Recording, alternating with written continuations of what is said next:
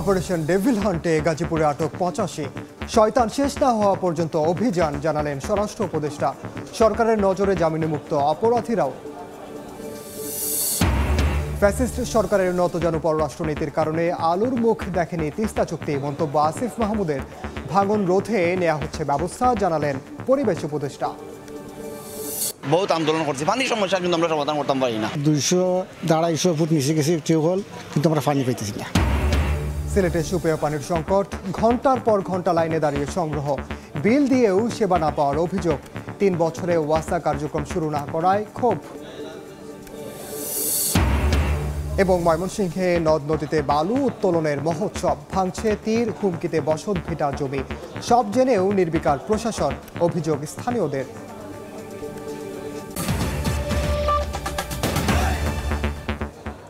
বাংলার সময়ের সঙ্গে আছি আমি ওমর ইনান। শয়তান যতদিন থাকবে ততদিন অপারেশন ডেভিল হান্ট চলবে বলে জানিয়েছেন স্বরাষ্ট্র উপদেষ্টা মোহাম্মদ জাহাঙ্গীর আলম চৌধুরী। তিনি জানান, যারাই দেশকে অস্থিতিশীল করবে তাদেরকেই গ্রেফতার করা হবে। স্বরাষ্ট্র সচিব জানিয়েছেন, দেশকে স্থিতিশীল রাখতে সামনে আরও পদক্ষেপ নেওয়া হবে। যেসব অপরাধী জামিনে মুক্তি পেয়েছে তাদের দিকেও নজর রয়েছে সরকারের। এদিকে অপারেশন ডেভিল হান্টে গাজীপুরে ৮৫ জনকে গ্রেফতার করা হয়েছে। বিভিন্ন স্থানে আটক হয়েছে আরও বেশ কয়েকজন। গাজীপুরে ছাত্র জনতার উপর আওয়ামী লীগ নেতাকর্মীদের সন্ত্রাসী হামলার পর সারা দেশে অপারেশন ডেভিল হান্ট শুরু করে যৌথ বাহিনী। শনিবার রাতে গাজীপুরের মোড়ে মোড়ে চলে সাঁড়াশি অভিযান। জোরদার করা হয় যৌথ বাহিনীর টহল, তল্লাশি করা হয় যানবাহন। এরই মধ্যে শিক্ষার্থীদের উপর হামলায় জড়িত সহ অর্ধ শতাধিককে গ্রেপ্তার করা হয়েছে বলে জানিয়েছে স্থানীয় পুলিশ। পরিস্থিতি ঘোলাটে করার জন্য অনেকে আপনার বিভিন্ন পরিস্থিতি সৃষ্টি করার জন্য অপচেষ্টা করে যাচ্ছে। কোথাও কোথাও আপনার কর্মসূচির নামে তারা নিষিদ্ধ সংগঠনের লিফলেট বিতরণ করছে। গাজীপুরে তারা প্রচুর পরিমাণে অস্ত্র ঢুকিয়েছে, গাজীপুরকে অশান্ত করার চেষ্টা করছে। তারা যখন হুমকি দেয়, তারা মৃত্যুর হুমকি দেয়, জনগণকে না ঘুমানোর হুমকি দেয়। আমরা তাদের বিরুদ্ধেই আমরা অভিযান চালাতে চাই। এছাড়া খাগড়াছড়ি সহ দেশের বিভিন্ন অঞ্চলে পরিচালিত হয় অপারেশন ডেভিল হান্ট। এ অভিযানে নিষিদ্ধ ঘোষিত ছাত্রলীগের 4 নেতাকর্মী সহ আটক করা হয় বেশ কয়েকজনকে। এ বিষয়ে সচিবালয়ে স্বরাষ্ট্র সচিব বলেন, দেশ স্থিতিশীল রাখতে সংশ্লিষ্ট সব সংস্থাকে নির্দেশ দেওয়া হয়েছে। সামনে আরও পদক্ষেপ আসবে বলেও জানান তিনি। এছাড়া যেসব অপরাধী জামিনে মুক্তি পেয়েছে তাদের দিকেও নজর রয়েছে সরকারের। 25 বছর 20 বছর জেলে থাকছে, হইতে পারে সন্ত্রাসী, এখনো হইতে পারে। হয়তো যদি সেরকম কোনো অ্যাকশন হয় তাহলে ধরবো। দেশে স্টেবল অবস্থাকে আনস্টেবল করার চেষ্টা করা হচ্ছে, সেটাকে আমরা নিউট্রালাইজ করব। এর জন্য আইন অনেক পন্থায় যে ব্যবস্থা নেওয়া দরকার সেগুলো নেব আমরা ইনশাআল্লাহ। এদিকে সকালে স্বরাষ্ট্র উপদেষ্টা জানান, যারা দেশকে অস্থিতিশীল করবে অপারেশন ডেভিল হান্টে তাদের আটক করা হবে। যতদিন পর্যন্ত শয়তান শেষ না হবে এই অপারেশন ততদিন চলবে বলে জানান মোহাম্মদ জাহাঙ্গীর আলম। শয়তানের তো টার্গেটই নেই, যারা দেশকে অস্থিতিশীল করার চেষ্টা করে, এই ক্ষেত্রে যারা আইন অমান্য করে, দুষ্কৃতিকারী এবং সন্ত্রাসী, তারা এইটার টার্গেট। ডেভিল যতদিন পর্যন্ত শেষ না হবে ততদিন পর্যন্ত অপারেশন চলবে। এছাড়া শনিবার রাতে পুলিশের 5 কর্মকর্তাকে গ্রেপ্তার করা হয়েছে বলে জানান স্বরাষ্ট্র উপদেষ্টা। 5 জন পুলিশ কর্মকর্তা, এটা তো আপনারা সবাই জানেন যে ওটা আপনাদের মিডিয়ায় কিন্তু চলে আসছে, এটা কেন তাদের আটক করা হয়েছে। যাদের আইনের আওতায় আনা হয় নাই তাদেরও খুব তাড়াতাড়ি আইনের আওতায় নিয়ে আসা হবে। দেশে বিশৃঙ্খলা সৃষ্টিতে উস্কানি দিয়ে যাচ্ছে এক শ্রেণীর মানুষ। দেশের যে ক্ষতি হয়েছে সেগুলো ঠিক করে অন্তর্বর্তী সরকার নির্বাচন দেবে বলে মন্তব্য করেছেন মৎস্য ও প্রাণী সম্পদ মন্ত্রণালয়ের উপদেষ্টা ফরিদা আক্তার। দুপুরে মৌলভীবাজারের শ্রীমঙ্গলে যান ফরিদা আক্তার। সেখানে হাইল হাওরের বাইক্কাবিল মাছের অভয় আশ্রম পরিদর্শন করেন তিনি। এ সময় মৎস্য সম্পদ রক্ষায় কর্মকর্তা কর্মচারীদের প্রয়োজনীয় দিক নির্দেশনা দেন তিনি। পরে সাংবাদিকদের সঙ্গে কথা বলেন উপদেষ্টা। যারা ক্ষমতায় ছিল আগে, তাদের অনেকে এখন সক্রিয় হওয়ার চেষ্টা করছেন। তো ফলে এটার কারণে নানা রকম পরিস্থিতি তৈরি হচ্ছে। আমি মনে করি যে এটা সাময়িক হবে, এটা দীর্ঘস্থায়ী হতে পারে না।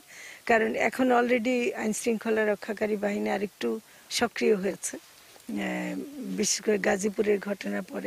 এই ধরনের পরিস্থিতি যারা করছেন তারা আসলে রাজনৈতিকভাবে একটা ক্ষতি করছেন এবং এটা অন্যান্য উস্কানিমূলক কিছু ব্যাপার আছে। বিগত ফ্যাসিবাদী সরকারের নতজানু পররাষ্ট্রনীতির কারণে তিস্তা চুক্তি আলোর মুখ দেখেনি। শক্ত কূটনৈতিক তৎপরতার মাধ্যমে ভারতের সঙ্গে তিস্তা চুক্তি বাস্তবায়ন করা হবে বলে জানিয়েছেন অন্তর্বর্তী সরকারের উপদেষ্টা আসিফ মাহমুদ। আপাতত ক্ষয়ক্ষতি রোধে তিস্তার ৪৫ কিলোমিটার বাঁধ নির্মাণ করার কথা জানান আরেক উপদেষ্টা সৈয়দা রিজওয়ানা হাসান। তিস্তা নিয়ে করণীয় শীর্ষক গণশুনানিতে এসব কথা বলেন দুই উপদেষ্টা। তবে নদী পাড়ের বাসিন্দাদের দাবি তিস্তার স্থায়ী সমাধান। শাকিল মাহমুদের ক্যামেরায় Nazmul Islam নিশাতের report. Banner, festoon, placard হাতে তিস্তা অভিমুখে দুই তীরে বসবাসকারী হাজার হাজার বাসিন্দা তিস্তা নিয়ে করণীয় শীর্ষক গণশুনানিতে অংশ নিতে তাদের এই যাত্রা। রোববার দুপুরের আগেই কানায় কানায় পূর্ণ হয়ে ওঠে রংপুরের কাউনিয়া রেল ব্রিজ সংলগ্ন তিস্তার পূর্ব পার। তিস্তা নিয়ে সীমাহীন সংকট ও সমস্যার কথা তুলে ধরে বাসিন্দারা বলেন, বন্যা, খরা, ভাঙন সহ নানা প্রাকৃতিক দুর্যোগ মোকাবিলা করে জীবনযুদ্ধে টিকে আছেন তারা। দাবি তোলেন দ্রুত তিস্তা চুক্তি করে মহাপরিকল্পনা বাস্তবায়নের। বন্যার সময় ইন্ডিয়া থেকে পানি আসে, বন্যায় আমরা আমাদের সর্বোচ্চ হারিয়ে যায়, আমরা ভেসে যাই। আমরা চাই তিস্তার সমস্যার সমাধান করে আমাদের উত্তরবঙ্গের মানুষের যে মঙ্গাপ্রীত অঞ্চল হিসেবে যে কুখ্যাতি রয়েছে, যে দুঃখবোধের জায়গা রয়েছে, সেখান থেকে উত্তরণে সরকার সর্বোচ্চ ব্যবস্থা গ্রহণ করবে। গণশুনানি শেষে উপদেষ্টা আসিফ মাহমুদ সজীব ভূঁইয়া বলেন, বিগত ফ্যাসিস্ট সরকারের দুর্বল পররাষ্ট্রনীতির কারণে আলোর মুখ দেখেনি তিস্তা চুক্তি। তবে এবার ভারতের সঙ্গে চুক্তি বাস্তবায়নের উদ্যোগ নেওয়া হবে। বিগত সময়ে আমরা এমনই এক ফ্যাসিবাদী সরকার পেয়েছি, তাদের নতজানু পররাষ্ট্রনীতির কারণে তারা শুধু ভারতে গিয়ে ভারতের প্রধানমন্ত্রীর সাথে ছবি তুলেছে, তিস্তার কথা বলার সাহসটা পর্যন্ত করতে পারেনি।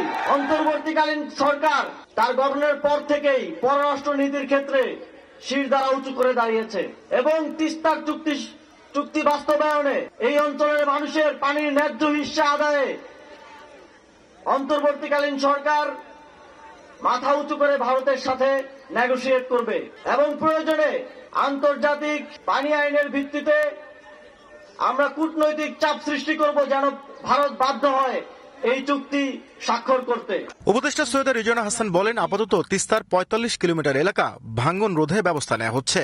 তবে মহাপরিকল্পনা নির্ভর করবে তিস্তা পাড়ের বাসিন্দাদের চাওয়া পাওয়ার উপর। মনে রাখতে হবে, এটা কোন দেশের একক নদী না। কোন দেশ যদি মনে করে যে আমার উপরে তিস্তা যেটুকু আছে ওইটুকু আমার যেভাবে ইচ্ছা আমি সেভাবে ব্যবহার করব, এইটা কোনোদিনও আন্তর্জাতিক রীতিনীতি সমর্থন করে না। একদিকে হচ্ছে আমরা চুক্তি, আরেকদিকে হচ্ছে আমাদেরকে জানি সময় মতন জানানো হয়। গেট খুলে দেওয়ার আগে অন্তত কয়েক ঘন্টা সময় পেলেও তো আমরা অনেক মানুষকে সরাই দিতে পারি, গরু ছাগলগুলো সরাতে পারি। এইটা আমাদেরকে না জানানোর তো, না বলতে পারার তো কোনো কারণ নাই। তাহলে আর আমাদের কেমন ভালো বন্ধু, কেমন ভালো প্রতিবেশী। ২০১৪ সালের পর থেকে ভারত একতরফা পানি প্রত্যাহার ও বর্ষা মৌসুমে পানি ছেড়ে মহা দুর্যোগ তৈরি করলে নদী পাড়ের বাসিন্দারা আন্দোলন গড়ে তোলেন তিস্তা মহাপরিকল্পনা বাস্তবায়নের। নাজমুল ইসলাম নিশাত, সময় সংবাদ, রংপুর। দেশের বর্তমান পরিস্থিতিতে ভোট হলে নির্বাচনী জেনোসাইড হওয়ার আশঙ্কা করেছেন জামায়াতে ইসলামীর আমির ডাক্তার শফিকুর রহমান। বললেন, কিছু আবশ্যিক সংস্কার করেই নির্বাচন দিতে হবে। বিকেলে সিলেটে মুসলিম সাহিত্য সংসদের আয়োজনে শিক্ষার্থীদের মধ্যে শিক্ষা উপকরণ বিতরণ অনুষ্ঠানের প্রধান অতিথির বক্তব্যে কথা বলেন তিনি। নির্বাচন তো আমরা সবাই চাই, পরিস্থিতি সৃষ্টি তো করতেই হবে। তবে এর আগে আমরা দুটো জিনিস চেয়েছি। একটা হচ্ছে কিছু বেসিক রিফর্ম বা সংস্কার, মৌলিক কিছু সংস্কার করতে হবে, না করলে সুষ্ঠু নির্বাচন করা সম্ভব না। এই অবস্থায় যদি একটা নির্বাচন দেওয়া হয়, এটা নির্বাচনের জেনোসাইড, নির্বাচন গণহত্যা হবে। আমরা এটা চাই না। আমরা চাই গণহত্যার পরে একটা সুষ্ঠু নির্বাচনের পরিবেশ সৃষ্টি করে তারপরে নির্বাচন দেওয়া। সিলেটের প্রতিষ্ঠার প্রায় ৩ বছরেও কার্যক্রম শুরু করতে পারেনি ওয়াসা। নগর জুড়ে সুপেয় পানির সংকট। বাসিন্দারা বলছেন, পানির বিল নেওয়া হলেও মিলছে না কাঙ্ক্ষিত সেবা। তবে শিগগিরই ওয়াসার কার্যক্রম শুরু করতে ব্যবস্থা নেওয়ার আশ্বাস কর্তৃপক্ষের। নওশাদ আহমদ চৌধুরীর ছবিতে অপু বণিকের রিপোর্ট। সিলেট নগরীতে সুপেয় পানির সংকট দীর্ঘদিনের। দিনের পর দিন ভোগান্তি পোয়াচ্ছেন নগরবাসী। তাদের দীর্ঘদিনের দাবি ঘরে ঘরে সার্বক্ষণিক পানি সরবরাহ। সংকট সমাধানে 2022 সালের মার্চে সিলেট মহানগরের প্রতিষ্ঠা করা হয় পানি সরবরাহ ও পয়ঃনিষ্কাশন কর্তৃপক্ষ ওয়াসা। তবে প্রায় 3 বছরেও শুরু হয়নি প্রতিষ্ঠানটির কার্যক্রম। 2022 সালের 5 জুন থেকে 25 অক্টোবর পর্যন্ত 4 ধাপে 11 সদস্য বিশিষ্ট বোর্ড গঠিত করা হলেও এখনও একটি সভা হয়নি। চেয়ারম্যান নিয়োগ করা হলেও নেই দৃশ্যমান কর্মতৎপরতা। এখনও স্থাপিত হয়নি কার্যালয়, নিয়োগ করা হয়নি জনবল। এতে ক্ষুব্ধ নগরবাসী। এই পানির সমাধান লইয়া আমরা বহুত হাঙ্গামা, বহুত আন্দোলন করছি। পানির সমস্যা কিন্তু আমরা সমাধান করতাম পারি না। তারা করবো কইয়া সরকার এর পরে আর যার কিন্তু আমরা একটা তার হন না। 200-250 ফুট নিচে গেছে টিউবওয়েল, কিন্তু আমরা পানি পাইতেছি না। এর মধ্যে কিছু কিছু পানি যে মিলে তাও আর্সেনিক, এরপরে আয়রন। ওয়াসার কার্যক্রম দ্রুত শুরুর জন্য প্রয়োজনীয় সব পদক্ষেপ নেওয়ার আহ্বান খুদ সিটি কর্পোরেশন কর্তৃপক্ষের। এ নিয়ে বিভিন্ন সময়ে প্রশাসনিক গড়িমসির অভিযোগ করে শিগগিরই কার্যকরী ব্যবস্থা নেওয়ার দাবি জানান সিটির প্রধান প্রকৌশলী। এটা কিন্তু ইচ্ছে করলে কিন্তু 1 বছর বা 2 বছর করে ফেলা যাবে না, কারণ এখানে আমরা সরকারের কাছে কিন্তু অনেক আগেই আমরা একটা চেঙ্গারখালে একটা ট্রিটমেন্ট প্ল্যান করার জন্য আমরা প্রকল্প সাবমিট করা আছে, অনুমোদন দিয়ে এটা ইমিডিয়েট শুরু করা দরকার। সাংগঠনিক কাঠামোর প্রস্তাবটা তৈরি করে আমি আমাদের স্থানীয় সরকার মন্ত্রণালয়ে প্রেরণ করেছি, কিন্তু এই প্রস্তাবিত সাংগঠনিক কাঠামোর স্থানীয় সরকার মন্ত্রণালয় থেকে এখন আসলে কোনো সভা আহ্বান করা হয়নি এবং এই জনবল সংকটের কারণে আসলে আমরা সার্ভিসটা সঠিকভাবে দিতে পারতেছি না। 2021 সালের 31 আগস্ট সিলেট সিটি কর্পোরেশনের পরিধি সম্প্রসারণ করে 27টি থেকে 42টি ওয়ার্ডে উন্নীত করা হয়। পুরনো 27টি ওয়ার্ডের 24টিতে সিটি কর্পোরেশন পানি সরবরাহ করছে। বর্ধিত 15টি ওয়ার্ডে এখনও পানির সঞ্চালন লাইন স্থাপন করা হয়নি। নগরীতে সুপেয় পানির চাহিদা 12 কোটি লিটার থাকলেও সংকট রয়েছে প্রায় 7 কোটি লিটার পানির। এই সংকট নিরসনে দ্রুত সিলেট ওয়াসার কার্যক্রম চালুর দাবি নগরবাসীর। অপু বণিক, সময় সংবাদ, সিলেট। ময়মনসিংহ অঞ্চলে নদ নদীতে অবৈধভাবে বালু উত্তোলনের মহোৎসব চলছে।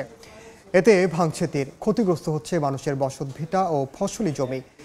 স্থানীয়দের অভিযোগ, সব দেখেও নীরব প্রশাসন।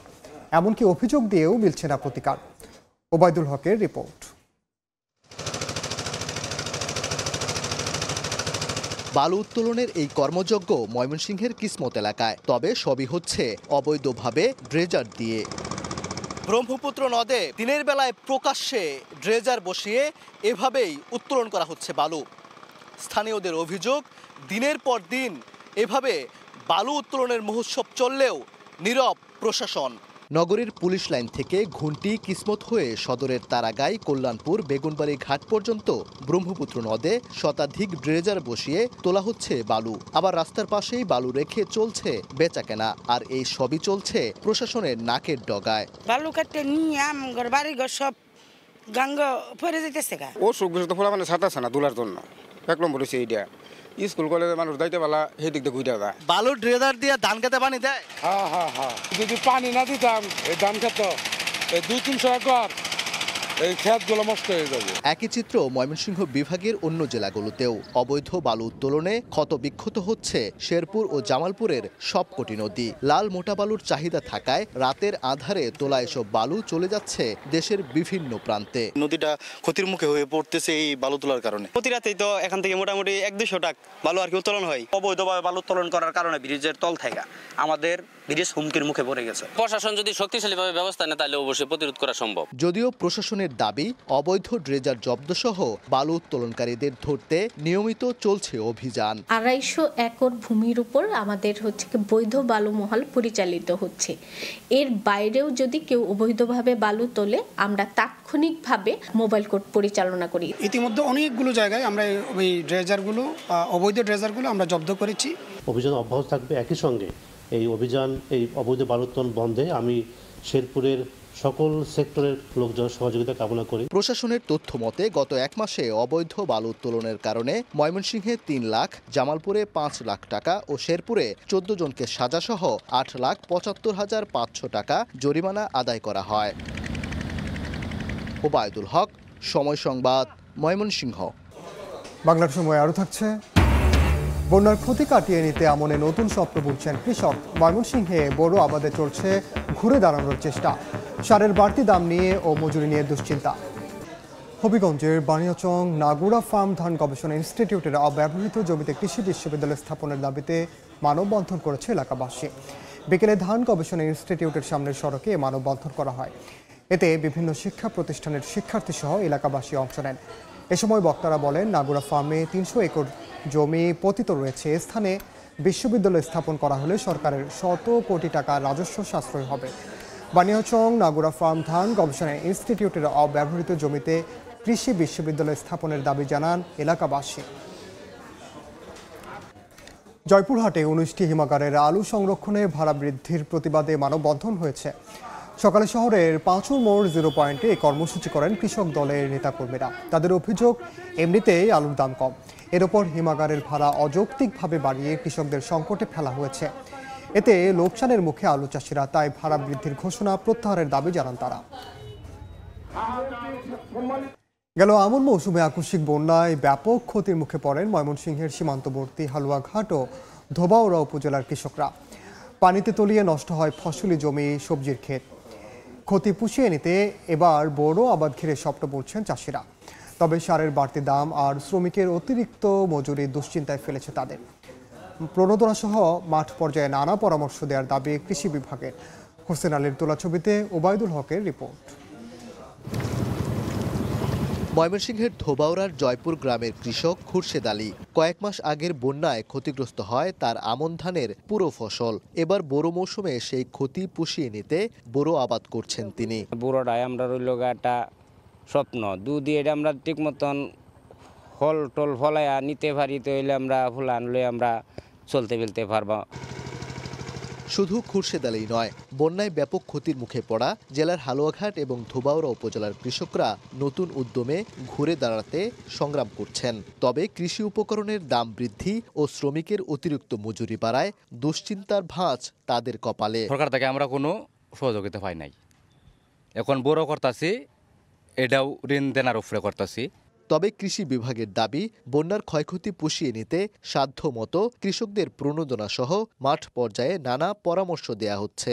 60,000 কৃষককে আমরা বড় প্রণোদনা দিয়েছি। এক্ষেত্রে আমরা বন্যা ক্ষতিগ্রস্ত যে সমস্ত উপজেলাগুলো ছিল তাদেরকে একটু প্রাধান্য দিয়ে আমরা এই কার্যক্রমটা বাস্তবায়ন করছি। জেলায় এবছর বোরো আবাদের লক্ষ্যমাত্রা 2,63,730 হেক্টর জমি। ওবায়দুল হক, সময় সংবাদ, ময়মনসিংহ।